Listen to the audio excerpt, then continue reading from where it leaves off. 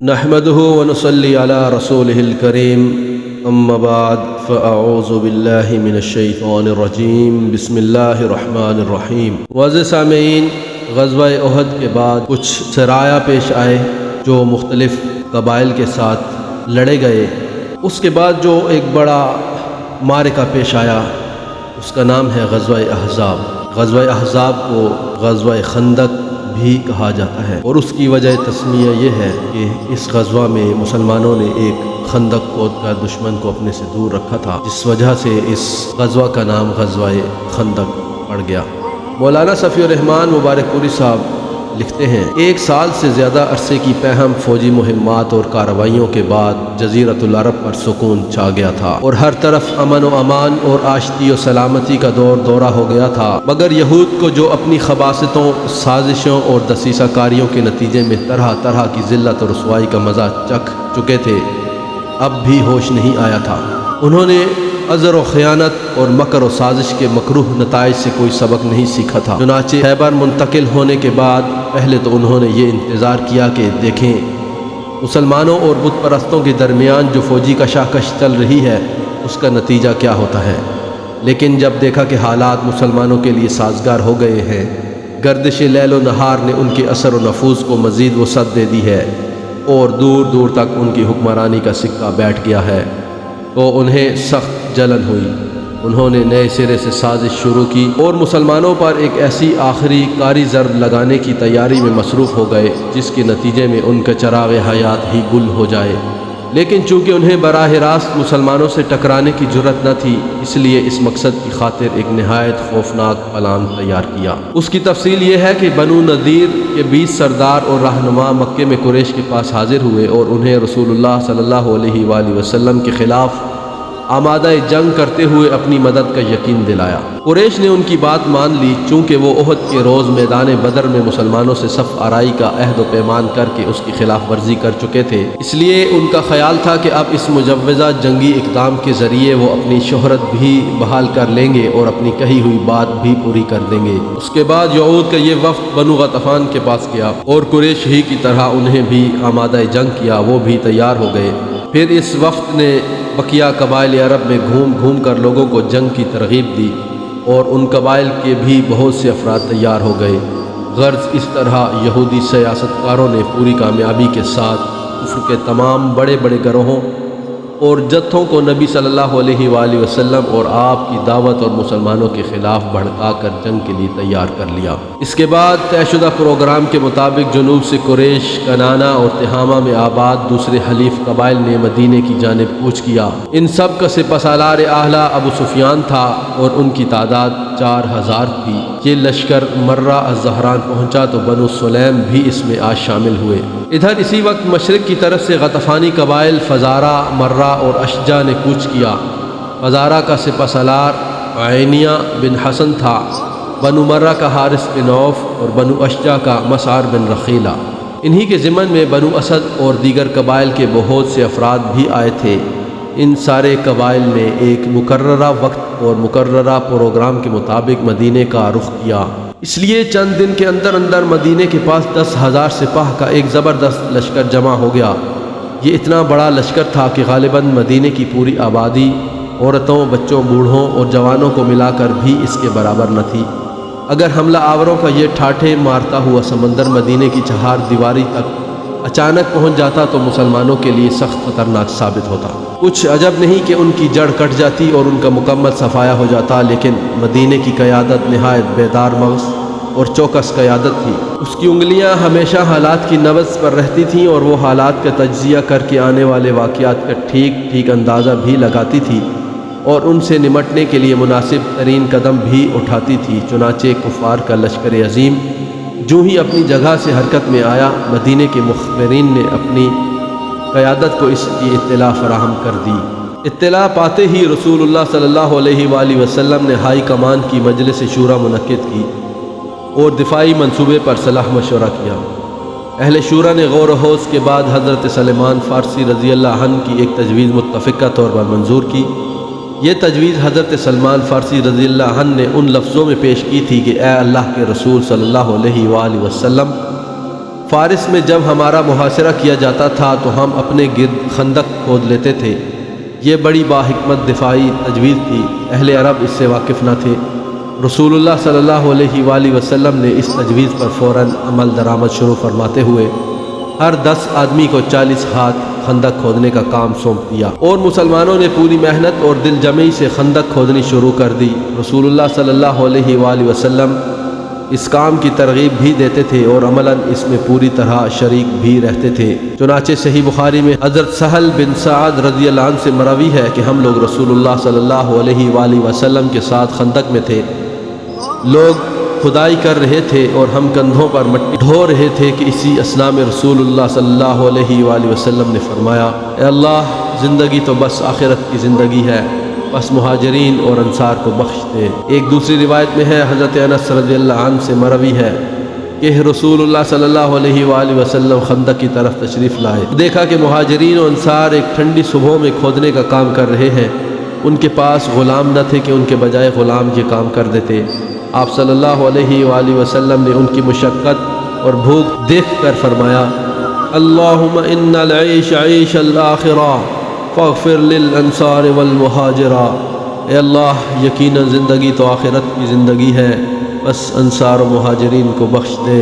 انصار و مہاجرین نے اس کے جواب میں کہا، نحن الذین بایعوا محمدا علی الجہاد ما بقینا ابدا، ہم وہ ہیں کہ ہم نے ہمیشہ کے لیے جب تک کہ باقی رہے محمد صلی اللہ علیہ وآلہ وسلم سے جہاد پر بیعت کی ہے۔ صحیح بخاری ہی میں ایک روایت حضرت براء بن عازب رضی اللہ عنہ سے مروی ہے کہ میں نے رسول اللہ صلی اللہ علیہ وآلہ وسلم کو دیکھا کہ آپ صلی اللہ علیہ وآلہ وسلم خندق سے مٹی ڈھو رہے تھے، یہاں تک کہ غبار نے آپ صلی اللہ علیہ وآلہ وسلم کی شکم کی جلد ڈھانک دی تھی۔ آپ صلی اللہ علیہ وآلہ وسلم کے بال بہت زیادہ تھے۔ میں نے اسی حالت میں آپ صلی اللہ علیہ وآلہ وسلم کو عبداللہ بن رواحہ کے رجزیہ کلمات کہتے ہوئے سنا۔ آپ مٹی ڈھوتے جاتے تھے اور یہ کہتے جاتے تھے، اے اللہ، اگر تو نہ ہوتا تو ہم ہدایت نہ پاتے، نہ صدقہ دیتے، نہ نماز پڑھتے، بس ہم پر سکینت نازل فرما، اور اگر ٹکراؤ ہو جائے تو ہمارے قدم ثابت رکھ۔ انہوں نے ہمارے خلاف لوگوں کو بھڑکایا ہے، اگر انہوں نے کوئی فتنہ چاہا تو ہم ہرگز سر نہیں جھکائیں گے۔ حضرت براء رضی اللہ عنہ فرماتے ہیں کہ آپ صلی اللہ علیہ وآلہ وسلم آخری الفاظ کھینچ کر کہتے تھے۔ ایک روایت میں آخری شعر اس طرح ہے، یعنی انہوں نے ہم پر ظلم کیا ہے، اور اگر وہ ہمیں فتنے میں ڈالنا چاہیں گے تو ہم ہرگز سرنگو نہ ہوں گے۔ مسلمان ایک طرف اس گرم جوشی کے ساتھ کام کر رہے تھے تو دوسری طرف اتنی شدت کی بھوک برداشت کر رہے تھے کہ اس کے تصور سے کلیجہ شک ہوتا ہے۔ چنانچہ حضرت انس رضی اللہ عنہ کا بیان ہے کہ اہل خندق کے پاس 2 مٹھی جو لایا جاتا تھا اور بو دیتی ہوئی چکنائی کے ساتھ بنا کر لوگوں کے سامنے رکھ دیا جاتا تھا۔ لوگ بھوکے ہوتے تھے اور اس کا ذائقہ حلق کے لیے ناخوشگوار ہوتا تھا، اس سے بدبو اٹھ رہی ہوتی تھی۔ ابو طلحہ رضی اللہ عنہ کہتے ہیں کہ ہم نے رسول اللہ صلی اللہ علیہ وآلہ وسلم سے بھوک کا شکوہ کیا اور اپنے شکم کھول کر ایک ایک پتھر دکھلایا تو رسول اللہ صلی اللہ علیہ وآلہ وسلم نے اپنا شکم کھول کر 2 پتھر دکھلائے۔ خندق کی کھدائی کے دوران نبوت کی کئی نشانیاں بھی جلوہ فگن ہوئیں۔ صحیح بخاری کی روایت ہے کہ حضرت جابر بن عبداللہ رضی اللہ عنہ نے نبی صلی اللہ علیہ وآلہ وسلم کے اندر سخت بھوک کے آثار دیکھے تو بکری کا ایک بچہ ذبح کیا اور ان کی بیوی نے 1 سا تقریباً 2.5 کلو جو پیسا۔ پھر رسول اللہ صلی اللہ علیہ وآلہ وسلم سے رازداری کے ساتھ گزارش کی کہ اپنے چند رفقا کے ہمراہ تشریف لائیں، لیکن نبی صلی اللہ علیہ وآلہ وسلم نے تمام اہل خندق کو، جن کی تعداد 1000 تھی، ہمراہ لے کر چل پڑے، اور سب لوگوں نے اسی ذرا جتنے کھانے سے شکم سیر ہو کر کھایا۔ پھر بھی گوشت کی ہانڈی اپنی حالت پر برقرار رہی اور بھری کی بھری جوش مارتی رہی، اور گوندا ہوا آٹا اپنی حالت پر برقرار رہا، اس سے روٹی پکائی جاتی رہی۔ حضرت نعمان بن بشیر کی بہن خندق کے پاس 2 مٹھی کھجور لے کر آئیں کہ ان کے بھائی اور ماموں کھا لیں گے، لیکن رسول اللہ صلی اللہ علیہ وآلہ وسلم کے پاس سے گزری تو آپ صلی اللہ علیہ وآلہ وسلم نے ان سے وہ کھجوریں لے لیں اور ایک کپڑے کے اوپر بکھیر دی۔ پھر اہل خندق کو دعوت دی، اہل خندق انہیں کھاتے گئے اور وہ بڑھتی گئیں، یہاں تک کہ سارے اہل خندق کھا کھا کر چلے گئے، اور کھجوریں تھیں کہ کپڑے کے کناروں سے باہر گر رہی تھیں۔ انہی ایام میں ان دونوں واقعات سے کہیں بڑھ کر ایک اور واقعہ پیش آیا، جسے امام بخاری نے حضرت جابر رضی اللہ عنہ سے روایت کیا ہے حضرت جابر کا بیان ہے کہ ہم لوگ خندق کھود رہے تھے کہ ایک چٹان نما ٹکڑا آڑے آ گیا۔ لوگ نبی صلی اللہ علیہ وآلہ وسلم کی خدمت میں حاضر ہوئے اور عرض کی کہ یہ چٹان نما ٹکڑا خندق میں حائل ہو گیا ہے۔ آپ صلی اللہ علیہ وآلہ وسلم نے فرمایا میں اتر رہا ہوں۔ اس کے بعد آپ صلی اللہ علیہ وآلہ وسلم اٹھے، آپ کے شکم پر پتھر بندھا ہوا تھا، ہم نے 3 روز سے کچھ چکھا نہ تھا۔ پھر نبی صلی اللہ علیہ وآلہ وسلم نے کدال لے کر مارا تو وہ چٹان نما ٹکڑا بھرے تودے میں تبدیل ہو گیا۔ حضرت برا رضی اللہ عنہ کا بیان ہے کہ جنگ خندق کے موقع پر کھدائی کے دوران ایک سخت چٹان آ پڑی جس سے کدال اچٹ جاتی تھی، کچھ ٹوٹتا ہی نہ تھا۔ ہم نے رسول اللہ صلی اللہ علیہ وآلہ وسلم سے اس کا شکوہ کیا۔ آپ صلی اللہ علیہ وآلہ وسلم تشریف لائے، کدال لی اور بسم اللہ کہہ کر ایک ضرب لگائی تو ایک ٹکڑا ٹوٹ گیا اور فرمایا مجھے ملک شام کی کنجیاں دی گئیں، واللہ میں اس وقت وہاں کے سرخ محلوں کو دیکھ رہا ہوں۔ پھر دوسری ضرب لگائی تو ایک دوسرا ٹکڑا کٹ گیا اور فرمایا اللہ اکبر، مجھے فارس دیا گیا ہے، واللہ میں اس وقت مدائن کا سفید محل دیکھ رہا ہوں۔ پھر تیسری ضرب لگائی اور فرمایا بسم اللہ، تو باقی ماندہ چٹان بھی کٹ گئی۔ پھر فرمایا اللہ اکبر، مجھے یمن کی کنجیاں دی گئیں، واللہ میں اس وقت اپنی جگہ سے صنعا کے پھاٹک دیکھ رہا ہوں، کیونکہ مدینہ شمال کے علاوہ باقی اطراف سے ہرے لاوے کی چٹانوں، پہاڑوں اور کھجور کے باغات سے گھرا ہوا ہے۔ اور نبی صلی اللہ علیہ وآلہ وسلم ایک ماہر اور تجربہ کار فوجی کی حیثیت سے یہ جانتے تھے کہ مدینے پر اتنے بڑے لشکر کی یورش صرف شمال ہی کی جہت سے ہو سکتی ہے، اس لیے آپ صلی اللہ علیہ وآلہ وسلم نے صرف اسی جانب خندق کھدوائی۔ مسلمانوں نے خندق کھودنے کا کام مسلسل جاری رکھا، دن بھر کھدائی کرتے اور شام کو گھر پلٹ آتے، یہاں تک کہ مدینے کی دیواروں تک کفار کے لشکر جرار کے پہنچنے سے پہلے مقررہ پروگرام کے مطابق خندق تیار ہو گئی۔ ادھر قریش اپنا 4000 کا لشکر لے کر مدینہ پہنچے تو روما، جرف اور زغابہ کے درمیان مجمع الاسیال میں خیمہ زن ہوئے، اور دوسری طرف سے غطفان اور ان کے نجدی ہم سفر 6000 کی نفری لے کر آئے تو احد کے مشرقی کنارے زمب نگمی میں خیمہ زن ہوئے، جیسا کہ قرآن مجید میں ہے۔ آیت مبارکہ کا ترجمہ پیش کیا جا رہا ہے۔ اور جب اہل ایمان نے ان جتھوں کو دیکھا تو کہا یہ تو وہی چیز ہے جس کا اللہ اور اس کے رسول نے ہم سے وعدہ کیا تھا، اور اللہ اور اس کے رسول نے سچ ہی فرمایا تھا، اور اس حالت نے ان کے ایمان اور جذبہ اطاعت کو اور بڑھا دیا۔ لیکن منافقین اور کمزور نفس لوگوں کی نظر اس لشکر پر پڑی تو ان کے دل دہل گئے۔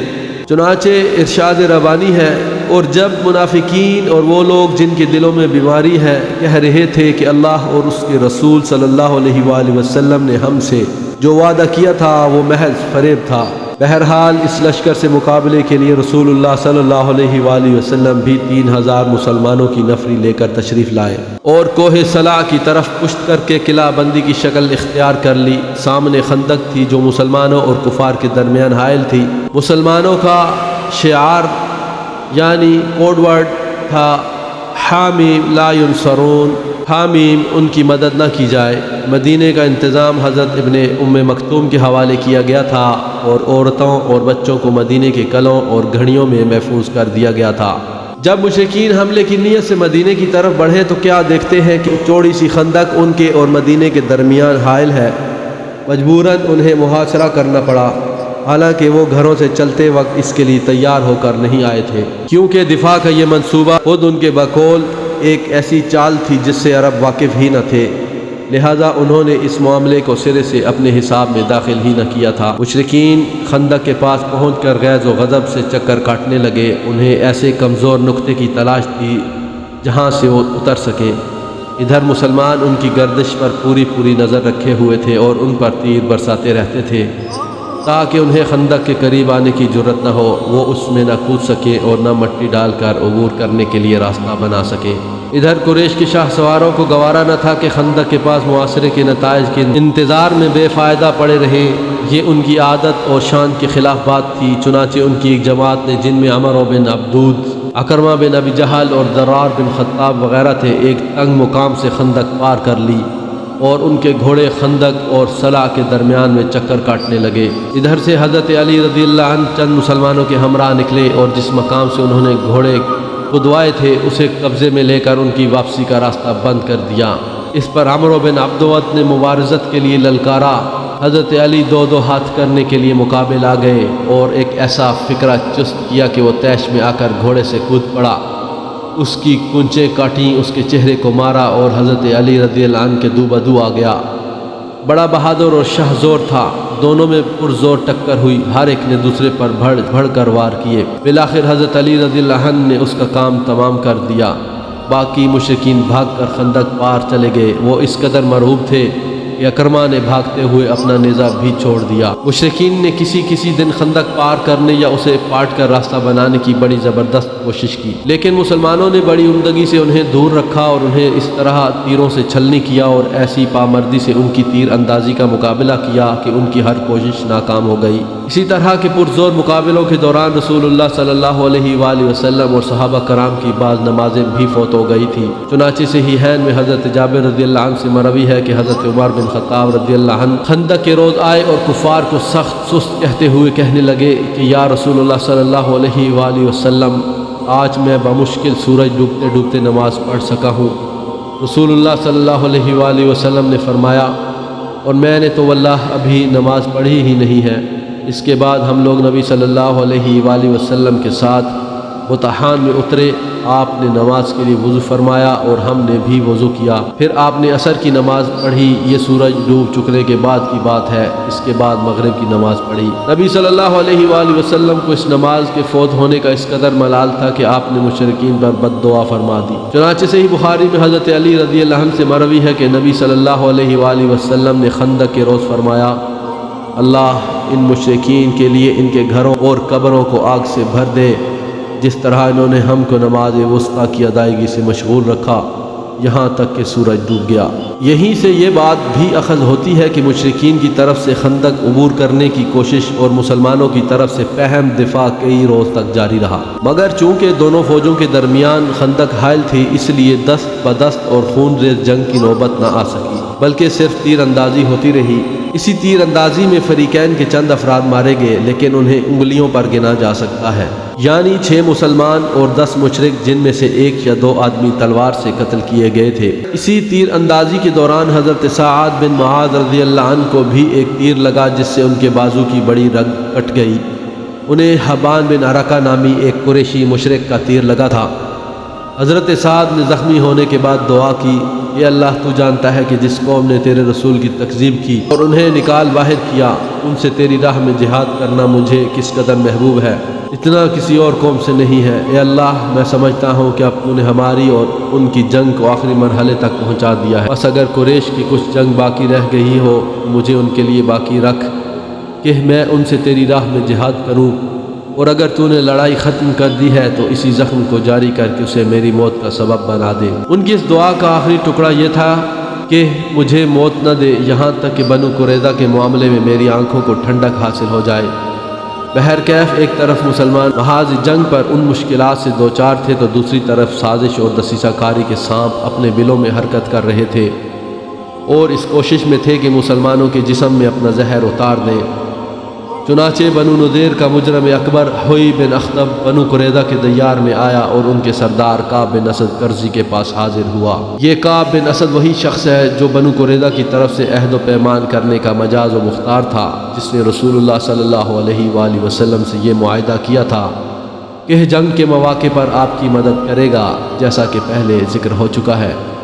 حوی نے آ کر اس کے دروازے پر دستک دی تو اس نے دروازہ اندر سے بند کر لیا، مگر حوی اس سے ایسی باتیں کرتا رہا کہ آخر کار اس نے دروازہ کھول ہی دیا۔ حوی نے کہا، اے کعب، میں تمہارے پاس ہمیشہ کی عزت اور فوجوں کا بحر بے کراں لے کر آیا ہوں۔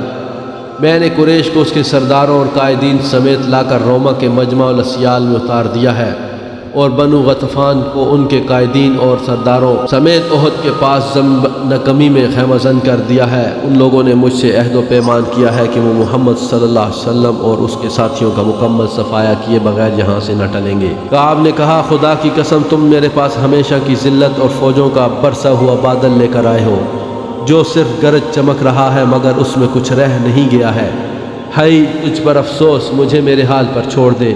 میں نے محمد صلی اللہ علیہ وآلہ وسلم میں صدق و وفا کے سوا کچھ نہیں دیکھا ہے۔ مگر اس کو فریب دہی سے اپنی بات منوانے کی کوشش کرتا رہا، یہاں تک کہ اسے رام کر ہی لیا۔ البتہ اسے اس مقصد کے لیے یہ عہد و پیمان کرنا پڑا کہ اگر قریش نے محمد صلی اللہ علیہ وآلہ وسلم کو ختم کیے بغیر واپسی کی راہ لی تو میں بھی تمہارے ساتھ تمہارے قلعے میں داخل ہو جاؤں گا، پھر جو انجام تمہارا ہوگا وہی میرا بھی ہوگا۔ ہوئی کہ اس پیمان وفا کے بعد کعب بن اسد نے رسول اللہ صلی اللہ علیہ وآلہ وسلم سے کیا ہوا عہد توڑ دیا اور مسلمانوں کے ساتھ طے کی ہوئی ذمہ داریوں سے بری ہو کر ان کے خلاف مشرکین کی جانب سے جنگ میں شریک ہو گیا۔ اس کے بعد قریظہ کے یہود عملی طور پر جنگی کارروائیوں میں مصروف ہو گئے۔ ابن اسحاق کا بیان ہے کہ حضرت صفیہ بنت عبد المطلب رضی اللہ عنہ حضرت حسان بن ثابت رضی اللہ عنہ کے فارے نامی قلعے کے اندر تھی۔ حضرت حسان عورتوں اور بچوں کے ساتھ وہیں تھے۔ حضرت صفیہ رضی اللہ عنہ کہتی ہیں کہ ہمارے پاس سے ایک یہودی گزرا اور قلعے کا چکر کاٹنے لگا۔ یہ اس وقت کی بات ہے جب بنو قریظہ رسول اللہ صلی اللہ علیہ وآلہ وسلم سے کیا ہوا عہد و پیمان توڑ کر آپ صلی اللہ علیہ وآلہ وسلم سے برسر پیکار ہو چکے تھے اور ہمارے اور ان کے درمیان کوئی نہ تھا جو ہمارا دفاع کرتا۔ رسول اللہ صلی اللہ علیہ وآلہ وسلم مسلمانوں سمیت دشمن کے بالمقابل پھنسے ہوئے تھے۔ معزز سامعین، یہاں پر یہ بات ذہن نشین کر لیجئے کہ نبی صلی اللہ علیہ وآلہ وسلم اپنی فوج کے ہمراہ یعنی تمام مرد صحابہ کرام کے ہمراہ دشمن کے سامنے مدینہ سے باہر تشریف فرما ہے، جبکہ آپ کی پیٹھ پیچھے آپ کے تمام صحابہ کے اہل و عیال موجود ہیں اور ان کا دفاع کرنے والا کوئی نہیں ہے، جبکہ بنو قریظہ ان کے پڑوسی ہیں اور ان کے ساتھ عہد و پیمان ہو چکا تھا کہ وہ مشرکین کا ساتھ نہیں دیں گے، لیکن انہوں نے پیٹھ میں خنجر گھومتے ہوئے جیسا کہ پہلے ذکر ہوا ہے عہد شکنی کی اور جاسوسی کے لیے یہ یہودی چکر کاٹنے لگا۔ رسول اللہ صلی اللہ علیہ وآلہ وسلم مسلمانوں سمیت دشمن کے بالمقابل پھنسے ہوئے تھے۔ اگر ہم پر کوئی حملہ آور ہو جاتا تو آپ انہیں چھوڑ کر آ نہیں سکتے تھے، اس لیے میں نے کہا اے حسان، یہ یہودی جیسا کہ آپ دیکھ رہے ہیں قلعے کا چکر لگا رہا ہے اور مجھے خدا کی قسم اندیشہ ہے کہ یہ باقی یہود کو بھی ہماری کمزوری سے آگاہ کر دے۔ ادھر رسول اللہ صلی اللہ علیہ وآلہ وسلم اور صحابہ کرام رضی اللہ عنہ اس طرح پھنسے ہوئے ہیں کہ ہماری مدد کو نہیں آ سکتے، لہذا آپ جائیے اور اسے قتل کر دیجئے۔ حضرت حسان رضی اللہ عنہ نے کہا واللہ آپ جانتی ہیں کہ میں اس کام کا آدمی نہیں۔ حضرت صفیہ رضی اللہ عنہ کہتی ہیں اب میں نے خود اپنی کمر باندھی، پھر ستون کی ایک لکڑی لی اور اس کے بعد قلعے سے اتر کر اس یہودی کے پاس پہنچی اور لکڑی سے مار مار کر اس کا خاتمہ کر دیا۔ اس کے بعد قلعے میں واپس آئی اور حسان سے کہا جائیے اس کے ہتھیار اور اسباب اتار لیجئے، چونکہ وہ مرد ہے اس لیے میں نے اس کے ہتھیار نہیں اتارے۔ حسان نے کہا مجھے اس کے ہتھیار اور سامان کی کوئی ضرورت نہیں۔ حقیقت یہ ہے کہ مسلمان بچوں اور عورتوں کی حفاظت پر رسول اللہ صلی اللہ علیہ وآلہ وسلم کی پھوپھی کے اس جانبازانہ کارنامے کا بڑا گہرا اثر پڑا۔ اس کارروائی سے غالباً یہود نے سمجھا کہ ان قلعوں اور گڑھیوں میں بھی مسلمانوں کا حفاظتی لشکر موجود ہے، حالانکہ وہاں کوئی لشکر نہ تھا، اسی لیے یہود کو دوبارہ اس قسم کی جرت نہ ہوئی۔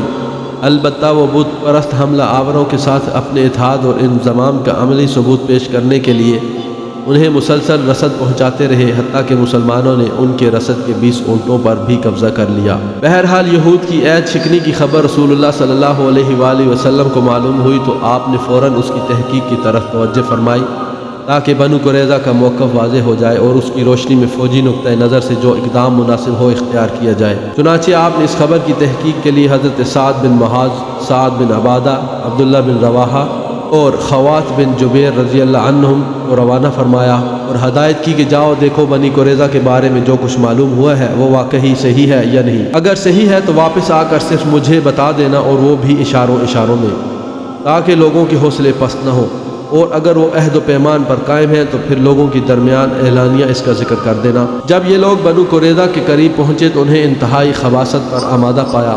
انہوں نے اعلانیہ گالیاں بکیں، دشمنی کی باتیں کی اور رسول اللہ صلی اللہ علیہ وآلہ وسلم کی اہانت کی۔ کہنے لگے اللہ کا رسول کون؟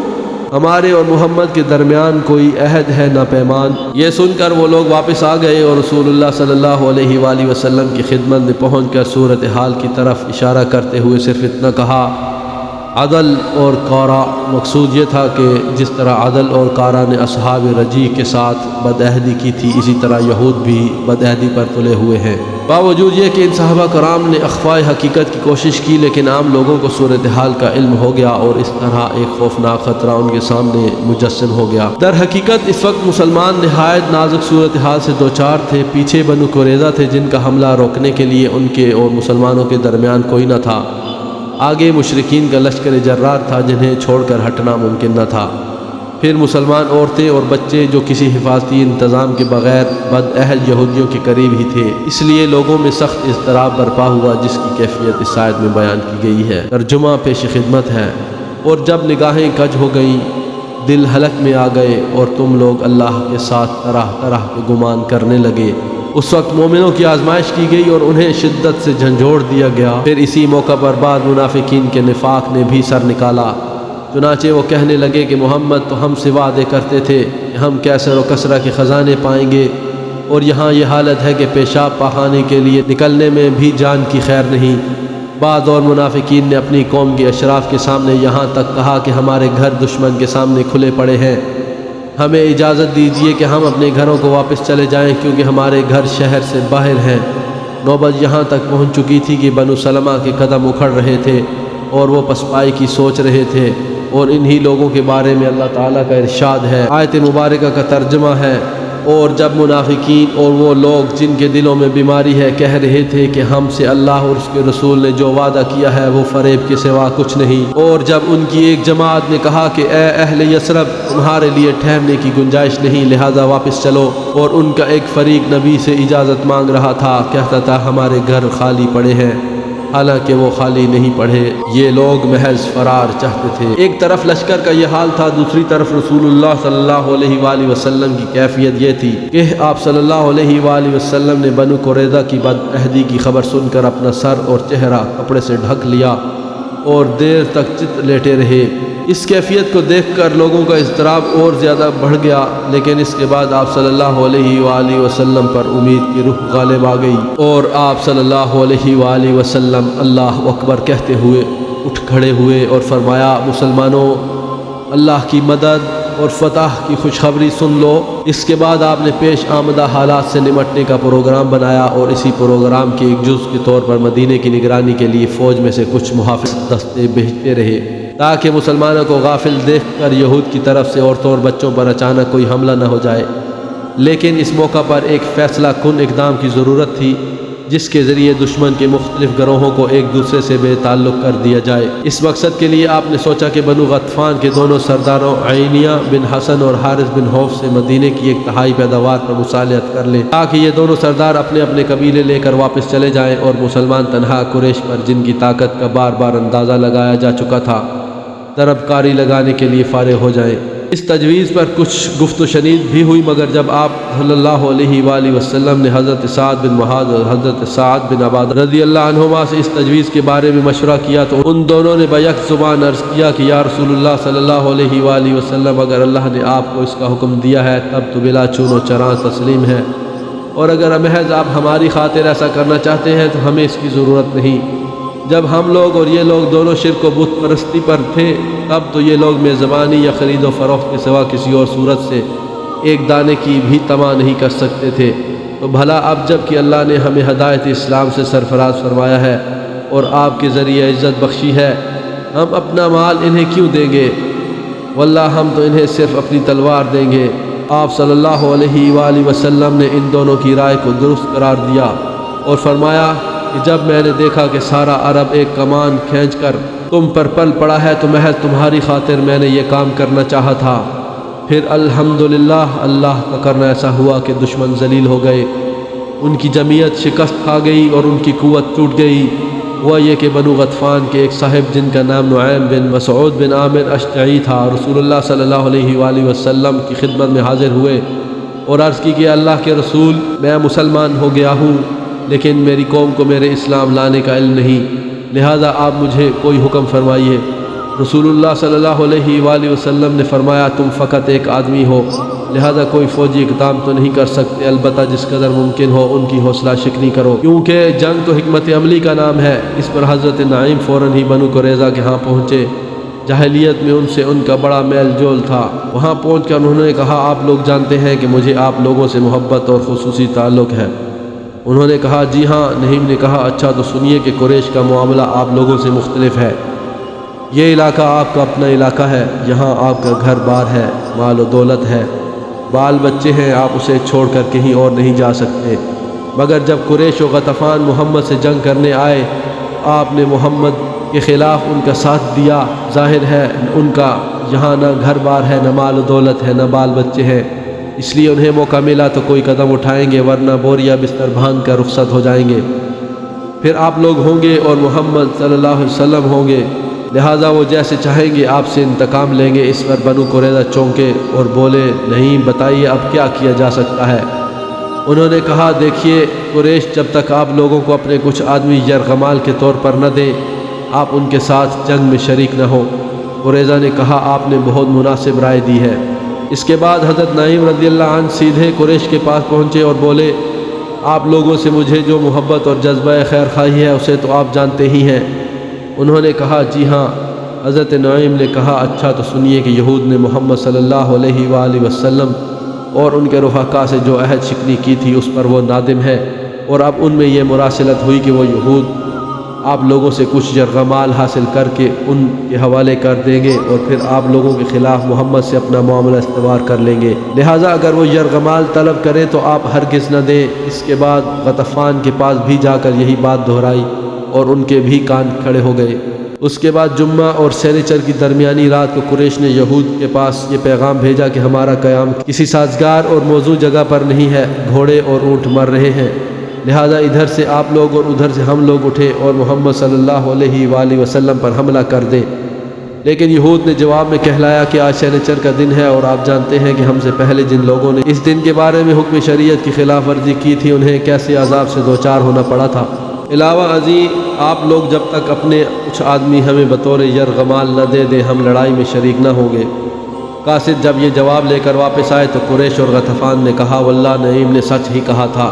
چنانچہ انہوں نے یہود کو کہلا بھیجا کہ خدا کی قسم ہم آپ کو کوئی آدمی نہ دیں گے، بس آپ لوگ ہمارے ساتھ ہی نکل پڑیں اور دونوں طرف سے محمد پر حلہ بول دیا جائے۔ یہ سن کر قریظہ نے باہم کہا واللہ نعیم نے ہم سے سچ ہی کہا تھا۔ اس طرح دونوں فریق کا اعتماد ایک دوسرے سے اٹھ گیا، ان کی صفوں میں پھوٹ پڑ گئی اور ان کے حوصلے ٹوٹ گئے۔ اس دوران مسلمان اللہ تعالیٰ سے یہ دعا کر رہے تھے کہ اللہ ہماری پردہ پوشی فرما اور ہمیں خطرات سے معمون کر دے، اور رسول اللہ صلی اللہ علیہ وآلہ وسلم یہ دعا فرما رہے تھے اے اللہ کتاب اتارنے والے اور جلد حساب لینے والے ان لشکروں کو شکست دے، اے اللہ انہیں شکست دے اور جھنجھوڑ کر رکھ دے۔ بالآخر اللہ نے اپنے رسول صلی اللہ علیہ وآلہ وسلم اور مسلمانوں کی دعائیں سن لی، چنانچہ مشرکین کی صفوں میں پھوٹ پڑ جانے اور بد دلی و پست ہمت سرایت کر جانے کے بعد اللہ تعالیٰ نے ان پر تند ہواؤں کا طوفان بھیج دیا جس نے ان کے خیمے اکھیڑ دیے، ہانڈیاں الٹ دی، تنابوں کی کھونٹیاں اکھاڑ دیں، کسی چیز کو قرار نہ رہا، اور اس کے ساتھ ہی فرشتوں کا لشکر بھیج دیا جس نے انہیں ہلا ڈالا اور ان کے دلوں میں رعب اور خوف ڈال دیا۔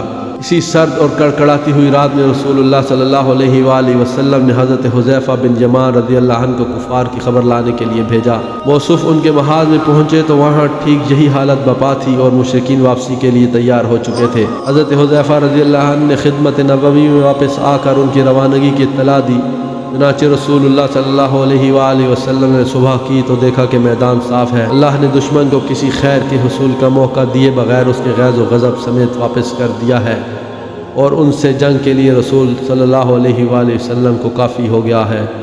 الغرض اس طرح اللہ نے اپنا وعدہ پورا کیا، اپنے لشکر کو عزت بخشی، اپنے بندے کی مدد کی اور اکیلے ہی سارے لشکروں کو شکست دی۔ چنانچہ اس کے بعد آپ صلی اللہ علیہ وآلہ وسلم مدینہ واپس آ گئے۔ غزوہ خندق صحیح ترین قول کے مطابق شوال سن 5 ہجری میں پیش آیا تھا، اور مشرکین نے 1 ماہ یا تقریباً 1 ماہ تک رسول اللہ صلی اللہ علیہ وآلہ وسلم اور مسلمانوں کا محاصرہ جاری رکھا تھا۔ تمام مآخذ پر مجموعی نظر ڈالنے سے معلوم ہوتا ہے کہ محاصرے کا آغاز شوال میں ہوا تھا اور خاتمہ ذی قعدہ میں۔ ابن سعد کا بیان ہے کہ رسول اللہ صلی اللہ علیہ وآلہ وسلم جس روز خندق سے واپس ہوئے بدھ کا دن تھا اور ذی قعدہ کے ختم ہونے میں صرف 7 دن باقی تھے۔ جنگ احزاب در حقیقت نقصان جان و مال کی جنگ نہ تھی بلکہ اعصاب کی جنگ تھی۔ اس میں کوئی خون ریز معرکہ پیش نہیں آیا، لیکن پھر بھی یہ اسلامی تاریخ کی ایک فیصلہ کن جنگ تھی۔ چنانچہ اس کے نتیجے میں مشرکین کے حوصلے ٹوٹ گئے اور یہ واضح ہو گیا کہ عرب کی کوئی بھی قوت مسلمانوں کی اس چھوٹی سی طاقت کو جو مدینے میں نشو و نما پا رہی ہے ختم نہیں کر سکتی، کیونکہ جنگ احزاب میں جتنی بڑی طاقت فراہم ہو گئی تھی اس سے بڑی طاقت فراہم کرنا عربوں کے بس کی بات نہ تھی۔ اس لیے رسول اللہ صلی اللہ علیہ وآلہ وسلم نے احزاب کی واپسی کے بعد فرمایا، اب ہم ان پر چڑھائی کریں گے، وہ ہم پر چڑھائی نہ کریں گے، اب ہمارا لشکر ان کی طرف جائے گا۔